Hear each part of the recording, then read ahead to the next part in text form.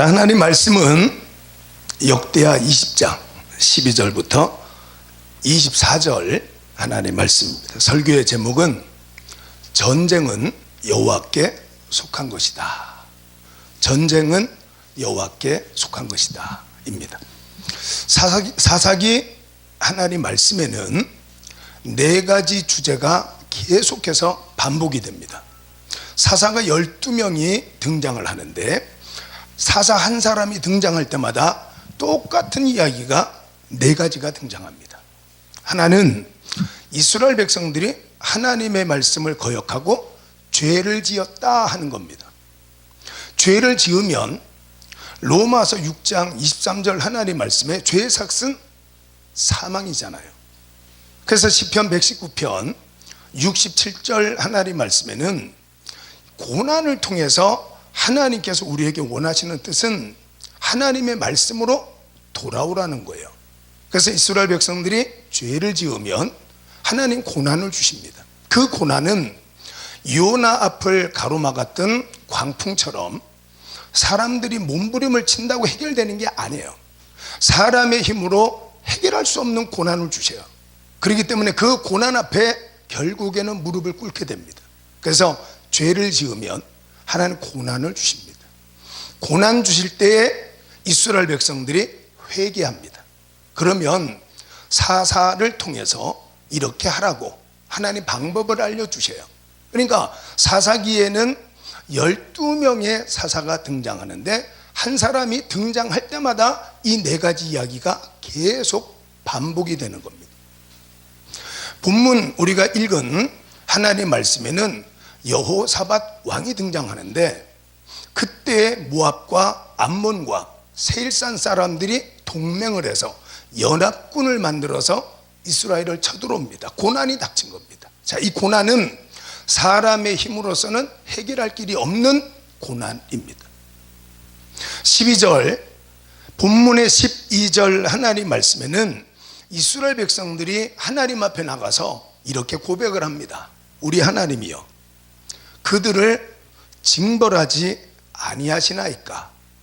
우리를 치러 오는 이 큰 무리를 우리가 대적할 능력이 없고 어떻게 할 줄도 알지 못하옵고 오직 주만 바라다 보나이다. 여호와여 어찌하여 우리를 치러 오는 저 대적들을 징벌하지 아니하시나이까. 하나님, 내게 닥친 이 병마를 하나님은 어찌하여 해결해 주시지 않습니까? 하나님, 지금 당하는 이 사업의 고난, 내 가정의 고난, 하나님 어찌하여 해결해 주시지 아니하시나이까. 나는 방법도 알지 못하고 능력도 없사오니 오직 주만 바라다 보나이다. 이렇게 고백을 해요. 자, 하나님께서 이스라엘 백성들이 죄를 지으면 고난을 주시고 고난 당할 때 하나님 앞에 회개하며 기도하고 하나님을 의지하면 사사를 통해서 방법을 알려주셔요. 오늘 여기 14절과 17절 하나님 말씀에는 이 전쟁은 너희에게 속한 것이 아니라는 거예요. 하나님께 속한 것이다. 너의 가정에 닥친 문제, 네 인생에 닥친 문제나 사업이나 범사에 여러 가지 문제가 닥쳤는데 이 문제는 너의 힘으로 해결할 수 있는 것이 아니다. 이렇게 말씀을 하고 있습니다. 우리는 하나님의 택함을 받았기 때문에 그렇습니다. 히브리서 12장 9절에서 11절 하나님 말씀에 하나님께서 말씀하시기를 우리가 하나님의 자녀라면 내가 죄를 지으면 하나님께서 매를 대야 되겠다. 징계를 해서 하나님이 채찍을 대어서라도 하나님께로 돌아오도록 해 주셔야 내가 하나님의 자녀고 하나님께서 내 아버지가 되신다. 당장에 당하는 고난이 징계가 아프지만 이걸 통해서 의와 평강의 열매를 맺게 하시는 하나님이시다 그랬습니다. 그래서 우리에게는 희망이 있는 겁니다. 내가 할 수 없는 일, 사람이 할 수 없는 일을 만났을 때 하나님이면 하실 수 있겠지. 맞습니다. 하나님이면 하실 수 있습니다. 마태복음 19장 26절 하나님 말씀에 사람이 할 수 없는 일을 하실 수 있는 분이 하나님이시고, 고린도전서 3장 9절 하나님의 말씀에는 바로 천지를 창조하신, 내가 할 수 없는 일을 하시는 하나님께서 바로 우리의 동력자라 그랬습니다. 얼마나 좋습니다. 내가 돌을 옮겨 놓으면 하나님은 죽은 나사로를 살릴 건데, 내가 홍해로 들어가면 하나님 홍해를 가르칠 텐데 얼마나 감사합니까? 나는 우리 하나님을 알고 예수님 만난 것이 얼마나 큰 행복인지 모릅니다. 본문 하나님 말씀 보니까, 하나님 우리를 치러 오는 저들을 어찌하여 징벌하지 아니하시나이까? 우리는 방법도 모르고 능력도 없사오니 오직 하나님만 바라다보나이다. 하나님께서 바로 사사를 통해서, 선지자를 통해서 이 전쟁은 너희에게 속한 것이 아니다. 네가 몸부림을 친다고 요나 앞에 부는 광풍을 멈출 수 있는 것이 아니다. 네가 몸부림을 친다고 나만 장군의 문둥병이 고침받는 게 아니다. 네가 몸부림을 친다고 홍해가 갈라지겠냐? 네가 애타고 애곡하고 눈물 흘린다 그래서 죽은 나사로 살아나는 게 아니다. 길이요 진리요 생명 되시는 하나님의 말씀. 그래서 본문 하나님 말씀에 20절 하나님 말씀에는 하나님을 신뢰하는 자는 견고하게 설 수 있습니다.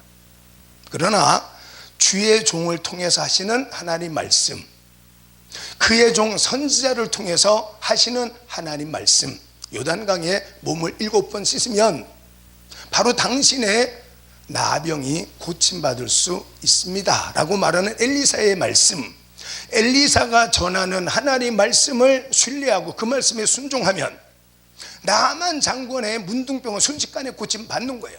하나님 말씀 믿고 물 떠다가 연회장에 갖다 주니까 순식간에 물이 변해 포도주 되지 않습니다. 하나님 말씀.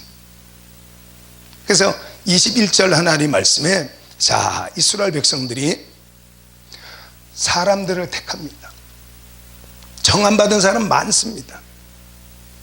오늘 우리는 하나님의 택함을 받은 자녀입니다.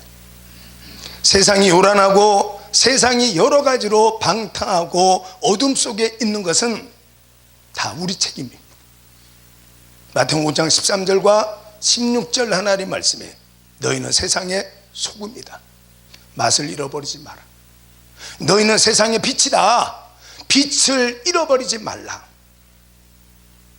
21절 하나님 말씀에 장로들이, 자, 나이가 든 이스라엘의 존경할 만한 어른들이 모여서 사람을 우리가 택하자. 창세기 19장 하나님 말씀에 하나님께서 그 땅, 소돔 땅, 고모라 땅에 의인 10명을 찾아보러 가셨죠? 없었지요. 결국에 망했습니다.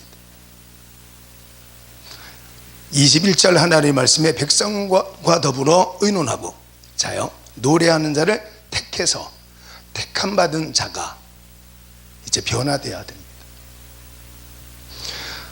요한계시록 3장 하나님 말씀에는 4대 교회가 등장하는데, 1절로 6절 하나님 말씀에 4대 교회는 살았다는 이름은 가졌으나 죽은 자들이었습니다. 꽃꽂이 같은 사람들이었어요. 꽃꽂이를 해놓으면 너무 아름답지 않습니까? 그렇지만 뿌리에서 잘라진 꽃은 머지않아서 시들어서 버려지게 됩니다. 그렇지만 4대 교회가 그럼에도 불구하고 존재하고 살아있어서 하나님 영광을 드러낼 수 있었던 것은 그 안에 옷을 더럽히지 아니한 몇 사람이 있었다고 말씀하셨어요.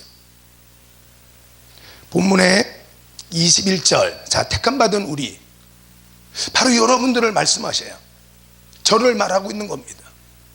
21절 하나님 말씀 보니까, 택함받은 자는 거룩한 예복을 입어야 된다는 거예요. 거룩한 예복을 입고 살라는 거예요. 지금 수많은 사람, 이스라엘 백성들이 모압과 암몬과 세일산 사람들과 대적하기 위해서 전쟁터로 내려갑니다. 그때 군사들 앞에 세워서 거룩한 예복을 입혀서, 그리고는 앞장서 가게 하자, 이 말씀을 하고 있는 겁니다. 여러분, 대한민국, 전 세계 모든 것들은 하나님께서 주관하시는 것이고, 하나님께서 뜻하시는 것은 하나님이 택한 자녀들이 하나님께로 돌아오라는 겁니다. 자, 그러기 위해서 본문 하나님의 말씀에 거룩한 예복을 입으라는 거예요. 저도 여러분들도 거룩한 예복을 입어야 됩니다. 사무엘상 17장 38절 39절 하나님의 말씀에는 다윗이 골리앗을 대적하기 위해서 나갑니다. 그때 나이가 20살입니다. 사울 왕과 이스라엘 군사들이 골리앗이 아침 저녁으로 나와서 호통을 칠 때마다, 그 소리를 들을 때마다 두려워 떨었습니다. 그런데 목자의 옷을 입고 막대기를 들고 그렇게 하고 한 소년이 찾아와서 사울 왕에게 내가 가서 저 골리앗을 싸워서 이겨버리겠다고 말하니까 측은해 보였든지 사울 왕이 자기 군복을 가져다가 이제 싸움터로 나가는 다윗을 위해서 군복을 입혀서 온 매무새를 만져줍니다. 그리고는 자기의 칼을 가져다가 다윗의 허리에 칼을 채워줍니다. 사무엘상 17장 38절 39절 하나님의 말씀에는 다윗은 외모로 봐서는 사무엘상 16장 하나님의 말씀에 왕될 만한 그런 외모가 아니었어요. 근데 사울 왕은 키가 다른 사람들보다 머리 하나 정도가 더 컸던 사람이고 잘생겼던 미남이지 않습니까? 키가 그렇게 큰 사울 왕의 군복을 입혀놓으니까 맞지 않았어요. 그래서 하나님 말씀 보니까 사울 왕이 다윗에게 자기 군복을 입히고 칼을 차게 했지만 다윗이 말합니다. 익숙하지 않습니다. 왕이지요. 나는 이게 익숙하지 않습니다. 그래서 그걸 벗고, 그리고는 목자의 주머니에 매끈한 돌 5개를, 골리앗의 형제가 5명이었대요.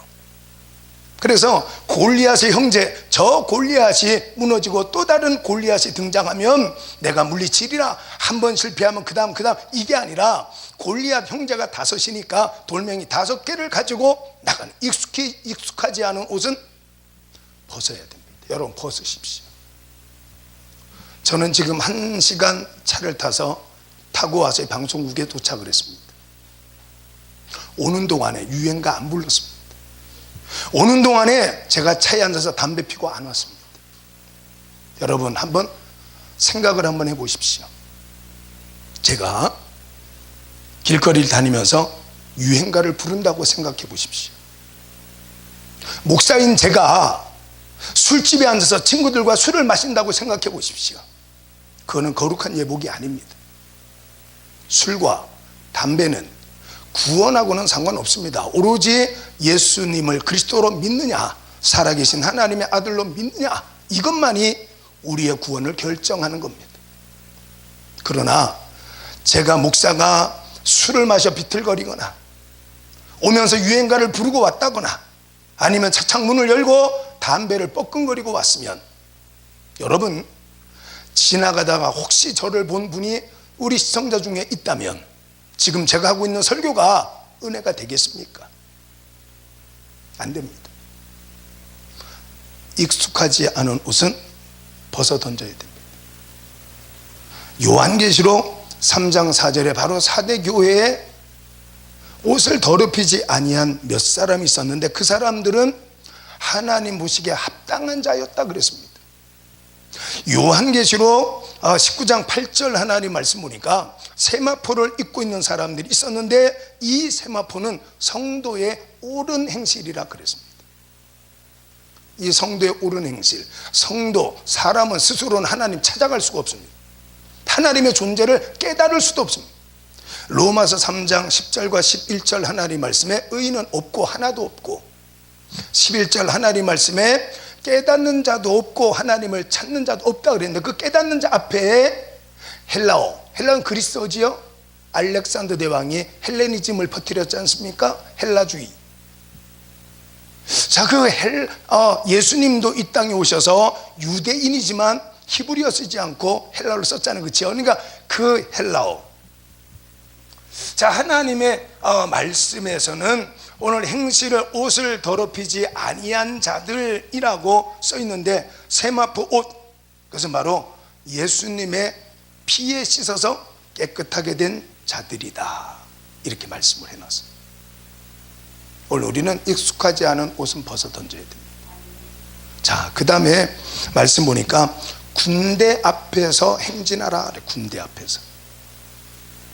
군대, 이스라엘 백성들이 지금 이스라엘의 군대 가지고는 연합군들을 물리칠 수 없어요. 구습 버리는 겁니다. 여러분, 습관을 이기지 못하면 절대로 성공하는 인생을 살아갈 수 없습니다. 사무엘상 16장 23절 하나님 말씀에 다윗이 수금을 탈 때에 사울 왕의 악귀가 쫓겨가고, 사도행전 16장 25절에서 26절 하나님 말씀에 바울과 실루아노라고 말하는 신라와 함께 찬양할 때 착고가 풀리고 문이 열리고, 나뿐 아니라 모든 사람의 매인 것이 다 풀어졌다 그랬습니다. 자요, 오늘 우리는 구습을 벗어야 돼요. 이제까지 의지하던 군사의 힘 안 되잖아요. 여러분, 이제까지 여러분의 생각과 여러분의 능력으로 살았는데 왜 고난이 닥쳤습니까?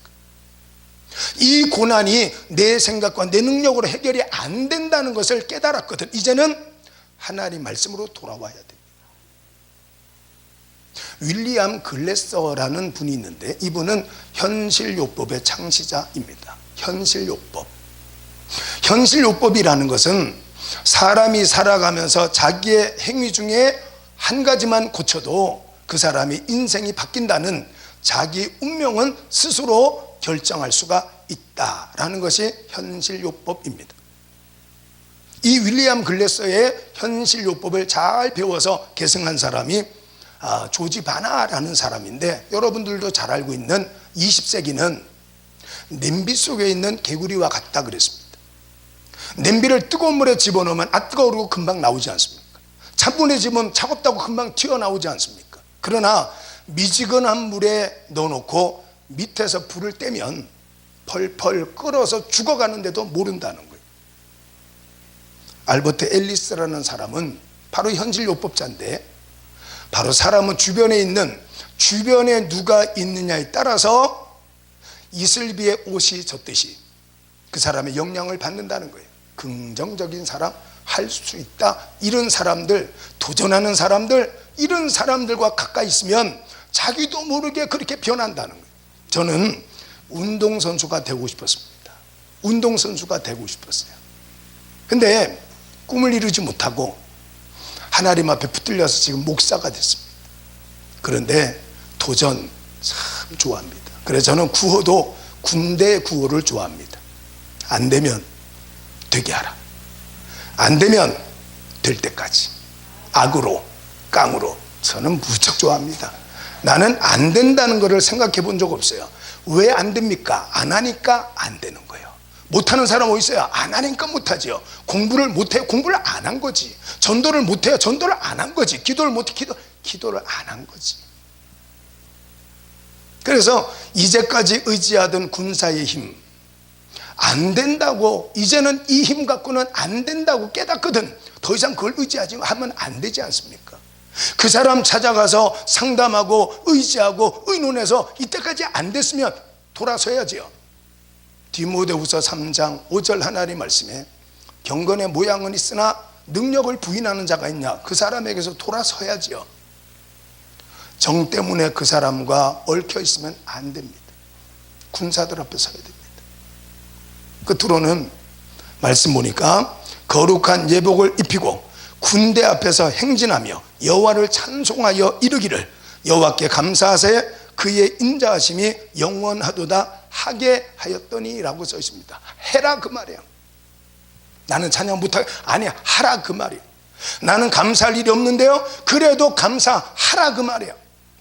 감사하고 찬양할 때 하나님 역사는 틀림없이 일어나는데, 먼저 말씀드렸던 것처럼 다윗이 수금 하프를 탈 때에 사울 왕의 악귀는 쫓겨가고, 바울과 실라가 찬양하고 기도할 때 착고가 풀렸는데, 착고는 발을 붙들고 있는 족쇄를 말합니다. 에덴 동산에서 아담이 발목이 붙들려 버렸어요, 하와에게. 아브라함은 믿음의 조상이지만 하갈과 동침해서 이스마엘 무슬림의 조상이 태어났어요. 사라에게 발목이 붙들려 버렸어요. 하나님 일 하고 싶은데 물질이 발목을 붙들고 있는데 어떻게 일을 합니까? 하나님 일하고 싶은데 병마가 내 발목을 붙들고 있는데 어떻게 일을 할 수 있습니까? 풀어야 되지 않습니까? 오늘 여기 하나님 말씀에 하나님이여 우리를 치러오는 저들을 어찌하여 징벌하지 아니하시나이까? 우리는 방법도 모르고 능력도 없사오니 오직 주만 바라다 보나이다. 그래, 그러거든. 내가 너를 택했으니까 거룩한 예복을 입어라. 이제까지 의지하던 군사들 의지하지 말고 앞장서라. 그리고 찬양을 해라. 감사합니다. 여호와께서 여호와의 자비하심이 영원하시도다. 노래하도록 만들었어요. 억수로라도 노래하라. 억수로라도 감사하라. 그럴 때 본문 하나님 말씀 보면 22절 하나님 말씀에 그 노래와 찬송이 시작될 때 여호와께서 복병을 두어서 유다를 치러 온 암몬 자손과 모압과 세일산 주민들을 치게 하심으로 서로 패하였으니 한 사람도 도망가지 못하고 퍼펙트하게 완전하게 진멸시켰다는, 싹쓸이 한 명도 남기지 않고. 오늘 여러분의 문제 내 힘으로는 해결이 안 되잖아요. 그래서 하나님 믿는 거 아니에요. 구원받기 위해서 하나님을 의지하시기를. 전쟁은, 내게 있는 문제는 내 힘으로 해결할 수 없습니다. 하나님께서 하시면 됩니다. 거룩한 예복을 입으시고 구습을 끊어버리시고 그리고 감사합니다. 하나님을 찬양하고 하나님 의지해서 여러분의 모든 문제는 해결되어지고 여러분을 통해서 수많은 간증과 하나님의 영광이 나타나기를 예수님의 이름으로 여러분들을 축복합니다. 아멘.